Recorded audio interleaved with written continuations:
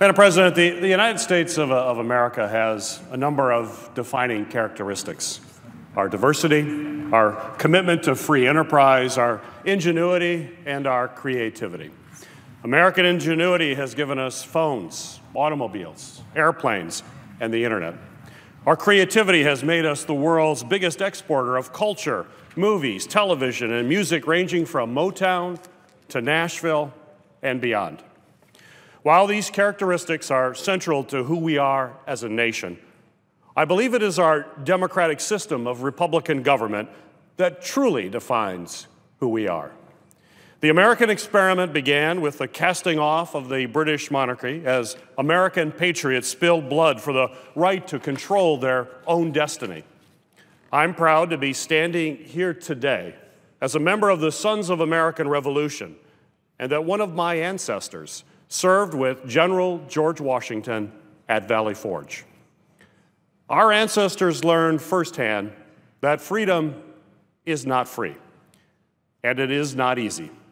If you survey the systems of government in place across the planet since the advent of democracy in Greece over 2,500 years ago, it is clear that democracy is the exception and not the rule.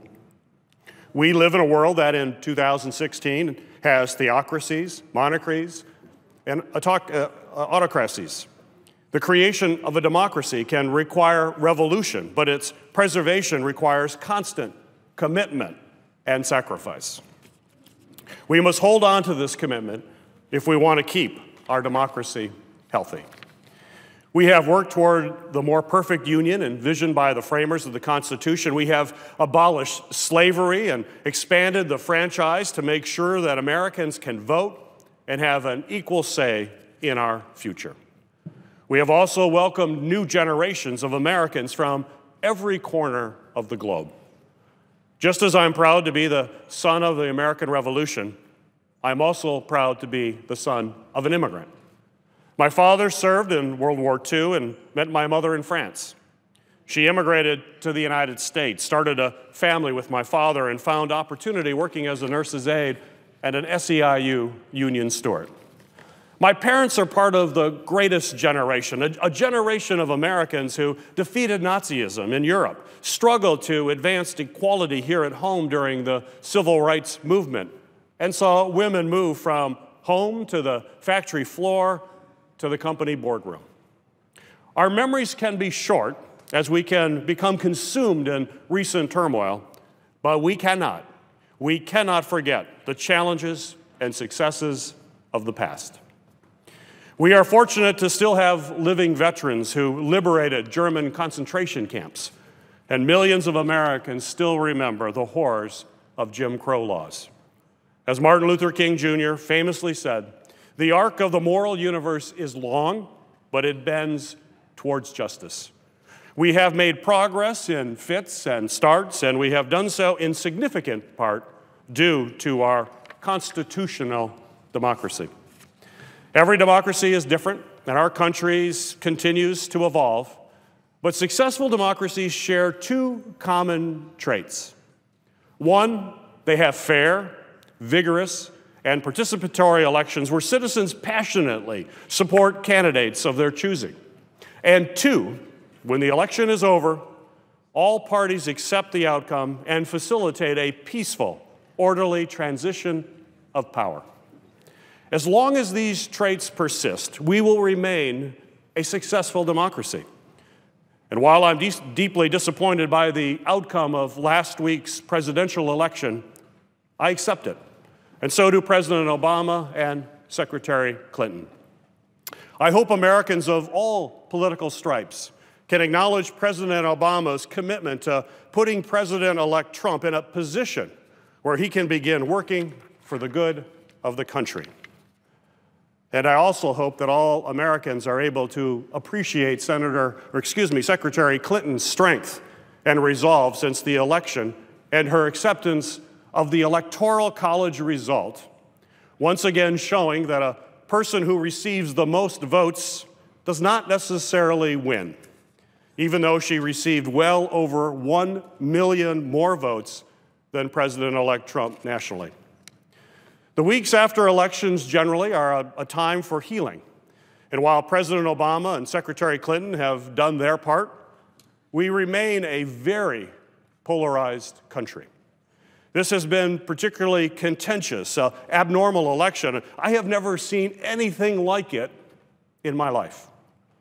During a campaign season, we need to engage in vigorous debates about the future of our country and vigorously advocate for our preferred candidates. But when it's all said and done, the election is over, we must come together as a country and do what is right for America. We must seek a common good, especially at a time when the country is near equally divided.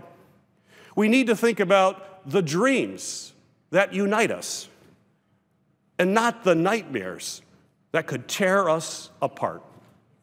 Michiganders from across the ideological spectrum want the same things: a job that pays a fair wage, the chance to send their children to good schools and live in safe neighborhoods, affordable quality health care, and after they have worked their whole life, the ability to retire with dignity.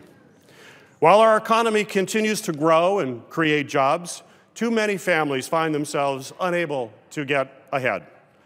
We need to take a step back and ask some serious questions about whether our policies are helping everyone. Are American trade deals working? Are we doing enough to support American manufacturing? And while he tapped into some of these legitimate concerns over the past 2 years, it is no secret that President-elect Trump, unfortunately, ran a divisive campaign that stoked deep-seated fears and anxieties in many Americans. Much of the rhetoric of the Trump campaign far exceeded the acceptable norms of political discourse. We cannot have a mainstream political dialogue that demeans women and disabled Americans, or that advocates for conversion therapy for LGBT Americans. It is dangerous, it is unacceptable, and it is not normal. And it must never, ever be normal. We can never accept or normalize hatred, trafficking and racism, misogyny, xenophobia, Islamophobia, and anti-Semitism is dangerous, it is unacceptable, and it is simply not normal. And again, it must never be normal.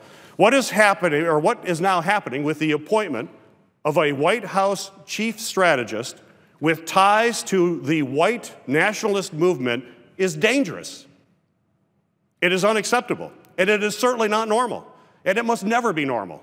I am deeply alarmed that President-elect Trump has appointed Mr. Bannon to such an important position, and I urge him to reconsider this decision. You know, I am proud that Michigan is a diverse state. I have heard from over 1,000 Michiganders about Mr. Bannon's appointment. Yes, some are angry, but more are scared. Scared that the America that had welcomed them and welcomed my mother is at risk of disappearing. I have heard from mothers and fathers and sons and daughters, Muslim Americans, Jewish Americans, African Americans, and Latino Americans. They are asking what will their place be in President Trump's America as our American experiment enters into an unprecedented new era. As our nation continues to move forward, I would urge President-elect Trump to look back and consult the namesake of the city in which he will soon be living, President George Washington.